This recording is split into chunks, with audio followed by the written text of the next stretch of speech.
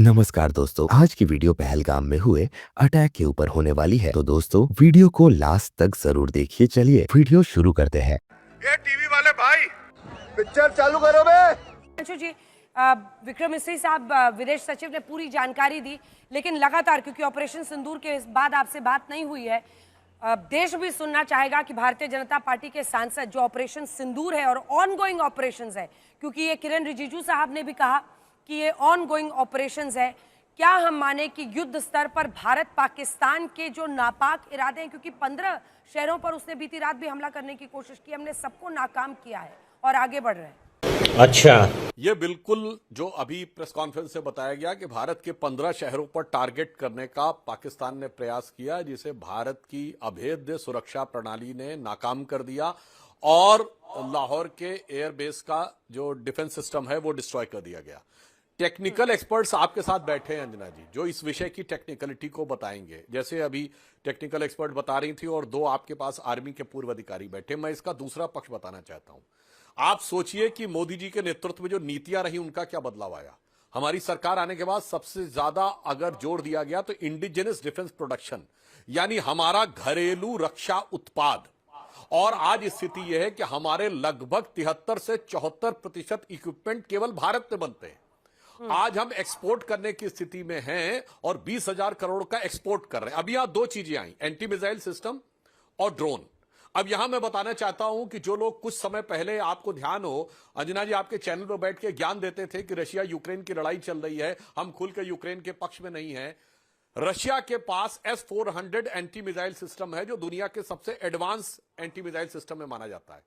आज वही सुदर्शन चक्र के रूप में हमारे पास है और जिसने एक बड़ी भूमिका निभाई इन 15 शहरों पे होने वाले अटैक को काउंटर करने में। अब महत्वपूर्ण बात क्या है, हम क्वाड के मेंबर हैं, उसके बावजूद रशिया ने हमको S-400 दिया है।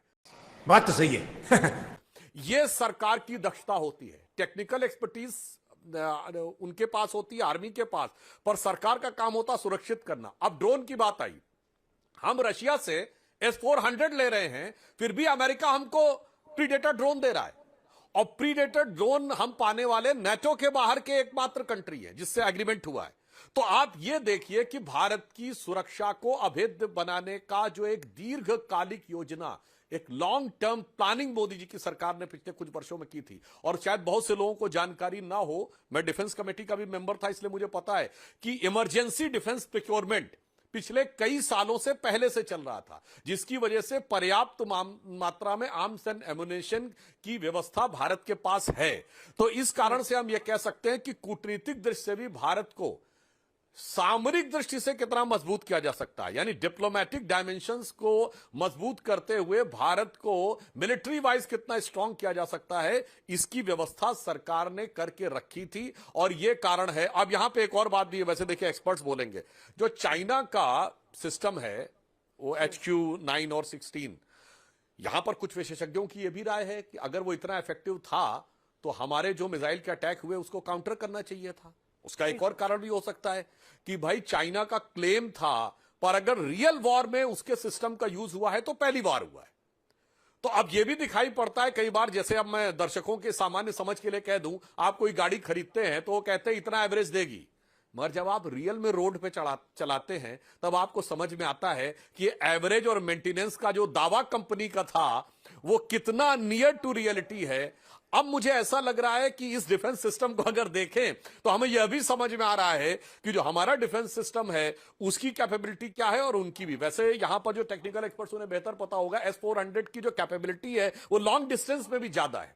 अब दूसरी चीज आती है साहब, सेना के पास तो पहले भी क्षमता थी, मगर मैं ये फिर एक बात कहना चाहूंगा, हमारे इंजीनियर्स ने सैटेलाइट्स बनाए थे, हमने इंटर मीडियम रेंज और कॉन्टिनेंटल बैलिस्टिक मिसाइल हमारी सरकार आने से पहले बनाई थी, मगर एसॉल्ट राइफल नहीं बनती थी हमारे यहां, फाइटर प्लेन्स नहीं बनते थे। किसी के समझ में आ सकता है, इसका मतलब पूर्ववर्ती सरकारें उन्हें बनाना नहीं चाहती थी, कोई भी कारण रहा हो, कंपल्शन रहा हो, मैं इस समय दोष नहीं दे रहा हूं।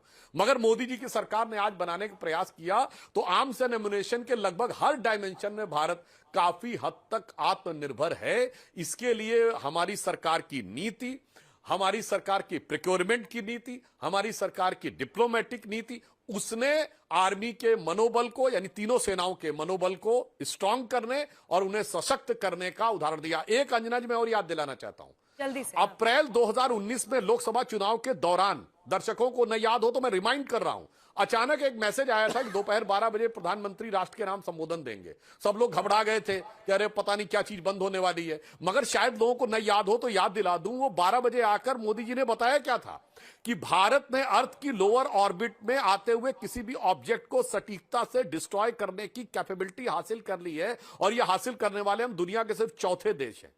अब कोई ये कहेगा कि इसकी प्रधानमंत्री को इसकी आवश्यकता क्या थी बोलने की, तो वो इसलिए थी हम सिर्फ चौथे देश हैं। उससे क्या होता है, जब भी कोई लॉन्ग रेंज मिसाइल आएगा तो वो लोअर ऑर्बिट से आकर नीचे आएगा, और अगर आप उसको सटीकता से डिस्ट्रॉय कर सकते हैं तो आप अपने शहरों को और इंस्टॉलेशंस को बचाने की एक बहुत मजबूत क्षमता रखने वाली कैटेगरी के देश में आ जाते हैं, जो सिर्फ 4 देशों के पास है। इसीलिए सब लोग जो एटॉमिक वेपन और ये सारी बातें कहते हैं, इन चीजों की व्यवहारिक बात अलग है और जो यथार्थ की टेक्निकल बात है वो अलग है। इसलिए इस विषय को समग्र रूप से देखेंगे। और एक और बात देखिए, भारत ने तो यह कह दिया कि हमने तो टेररिस्ट को हेडक्वार्टर को किया है।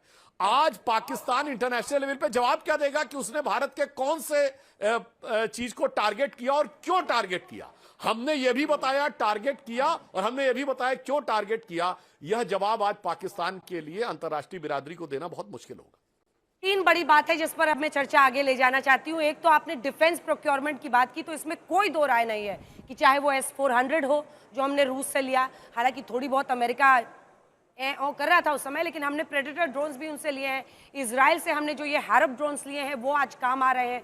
तो सब कुछ अपना जो रेलेवेंस है उसके लिए हमने पूरी तैयारी की हुई थी, और इसीलिए सेना को इतनी बड़ी कामयाबी मिली। दूसरी सबसे दिलचस्प बात आपने जो कही, उससे हिंदुस्तानियों का दिल बाग बाग हो रहा होगा कि पाकिस्तान तो खैर चाइनीज माल के भरोसे बैठा है, इसीलिए उनका डिफेंस सिस्टम, हमारे जितने मिसाइल्स गए, स्कैल्प, हैमर, ड्रोन्स, किसी को वो रोक नहीं पाए। और जो हमारे सुसाइड ड्रोन्स वहां पर गिर रहे हैं उसको देख देख के वो कह रहे हैं कि हमने डिस्ट्रॉय किया है। वो खुद ही सुसाइड ड्रोन्स हैं, वो सेल्फ डिस्ट्रक्ट करते हैं, यानी वो खुद ही अपने आप को नष्ट कर लेते हैं। इजराइल से ये ड्रोन्स हमने पहले ली हुई हैं। आपने आत्मनिर्भर भारत की बात की, तो स्काई स्ट्राइकर्स का भी इस्तेमाल ऑपरेशन सिंदूर में किया गया है, जिस पर मैं बाद में बात करूंगी। लेकिन तीनों जो डिफेंस एक्सपर्ट हैं उनसे जल्दी जल्दी ले रहे हैं। आप जनरल मेस्टन इसको किस तरह से बताएंगे, क्योंकि